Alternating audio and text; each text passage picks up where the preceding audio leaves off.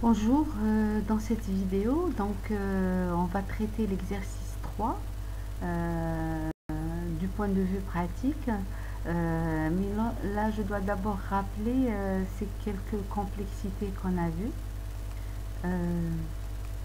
Alors, pour le premier programme, dont j'ai déjà tracé la courbe, là où il y a deux boucles imbriquées, on a vu de façon très simple comment tracer sa courbe de complexité.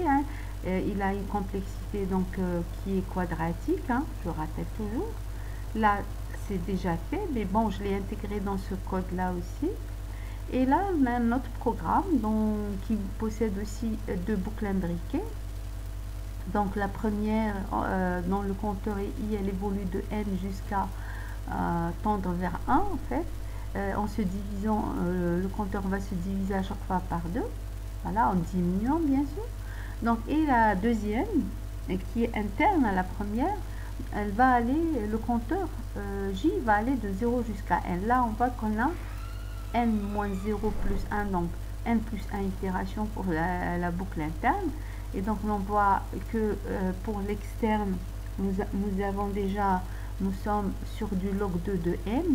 Et donc, deux boucles imbriquées, là, les deux, donc la complexité est de l'ordre de n plus 1 log 2 de n, qui devient donc une complexité en O de n log 2 de n. Rapidement, donc, pour le programme 3, nous avons donc également deux boucles imbriquées. Une boucle while dont le compteur évolue de 1 à n. À l'intérieur de cette boucle while, il y a une autre boucle while aussi, dont le compteur évolue, j, on va dire, évolue de 1 jusqu'à 2n, en se multipliant à chaque fois par 2. Et là, pour l'externe, on voit rapidement que puisque le compteur il va de 1 jusqu'à n-1, nous avons donc n-1 itération. Pour l'interne, donc nous avons une complexité logarithmique, puisque le j il va évoluer en se multipliant à chaque fois par 2, donc il va démarrer par 1, ensuite 2, 2 au carré de puissance p, qui à la fin va nous donner un p qui vaut log 2 de n plus 1. Et donc, puisque les deux boucles sont imbriquées, on en déduit que c'est aussi une complexité en n log 2 de n.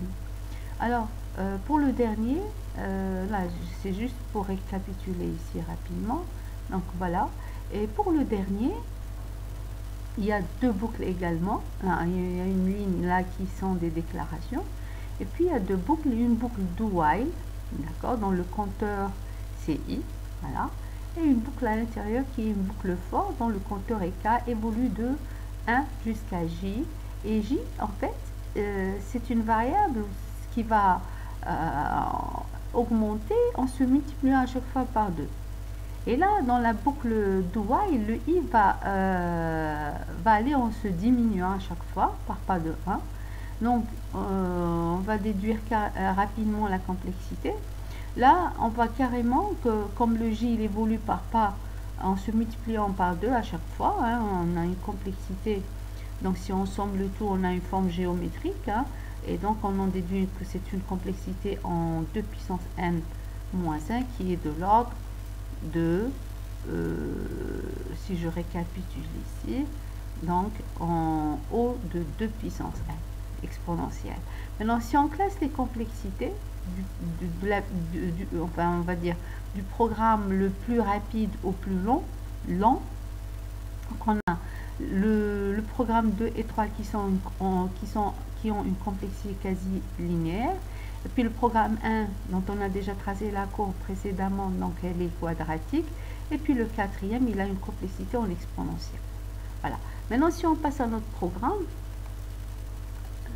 c'est exactement le même programme dans lequel j'ai ajouté les 4 sous-programmes qui sont PRG1, PRG2.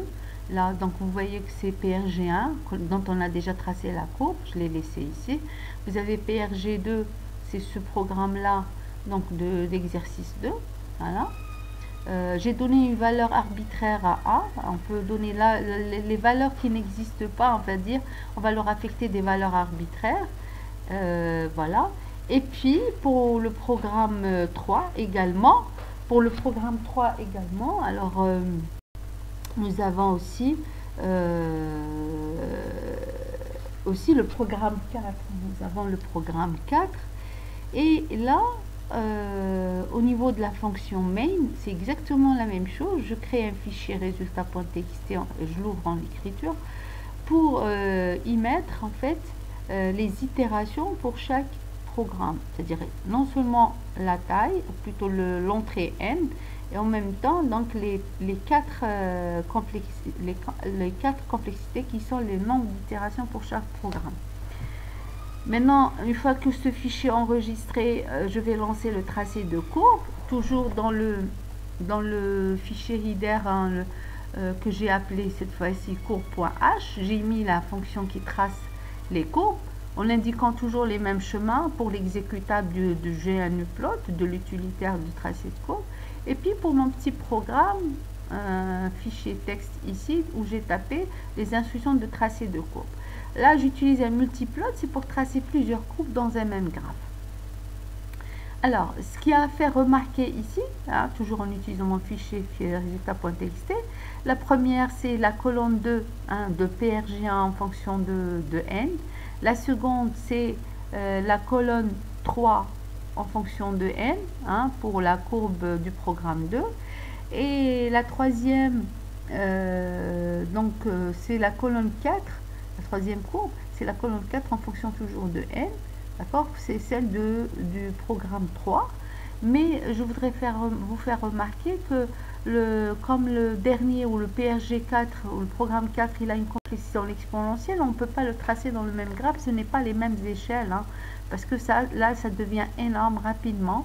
Hein. Déjà pour n égale à, on va dire 10, ou plutôt 11, parce que ça évolue chez moi, on ne part pas de 1, ça devient déjà grand. Alors là, je l'ai tracé dans un graphe à part. Alors, on ne peut pas le tracer avec les autres courbes. Hein. C'est pas la même échelle. Alors, et après, là, je reviens au mode normal, c'est-à-dire un set multiplot, c'est-à-dire je lance le multiplot et après je sors de ce multiplot. Alors, la commande qui va s'exécuter, c'est celle-là, comme on l'a fait pour le premier exemple. Voilà, c'est exact, je n'ai rien modifié, c'est exactement la même chose. Et là, je lance la commande pour le tracé de courbe. Voilà, si on s'exécute, voilà, je vais commencer donc par compiler d'abord. Voilà. Et puis, on lance l'exécution. Là, on a donc pour n égale 1, vous voyez déjà c'est 1. Bon, pour n égale 2, on est sur le programme 4, on est sur 2047 itérations. Pour n égale à 21, là, regardez, ça devient déjà énorme. Hein. De plus en plus, hein, ça devient extraordinaire après. Donc, moi, j'ai arrêté il me semble, bon, à 100, on va dire, pour n. Alors, vous avez tout de suite le tracé de courbe qui sont apparentes là, visibles. Là, je vais juste revenir à l'écran des exécutions ici. Voilà. Donc, déjà, pour n égale 41, c'est énorme. Voilà. Donc, GNUplot, il est invoqué. Une fois qu'il est invoqué, donc on a les tracés de courbe. Vous voyez déjà, on a eu la courbe de PRG1 qui est quadratique. Ça a déjà été tracé hein, auparavant. Et on a les deux courbes de PRG2 et PRG3 qui sont quasi de complexité. C'est des courbes en 1 log de n. Hein, c'est une complexité quasi linéaire. Par contre, regardez, pour la courbe en exponentielle, pour le programme 4, vous voyez que déjà là, les valeurs hein, pour le nombre d'itérations, ça devient énorme. Hein. C'est là où on voit apparaître la courbe qui évolue à une vitesse incroyable. D'accord. Donc, c'est vraiment apparent. Hein. Donc, je voudrais revenir sur le fichier des résultats pour vous montrer. Hein. Alors, pour vous montrer donc mon fichier de résultats. Alors, si on l'ouvre, alors rapidement, hein. Alors, le fichier travail, plutôt résultat, je l'ai appelé résultat, voilà. Alors, vous avez les colonnes. J'ai pas utilisé beaucoup de valeurs de n, hein. J'étais jusqu'à 41, voilà. Il me semble que j'ai arrêté à 50. Alors, vous avez la première colonne, celle de PRG1, la deuxième colonne, celle de PRG2, la troisième colonne, celle de PRG3. Et regardez pour la colonne du programme 4, hein, PRG4, ça devient déjà à n égale 41, ça devient énorme. Voilà. Donc, je vous laisse tracer vous-même vos courbes de complexité. Voilà. Et vous dis à très bientôt.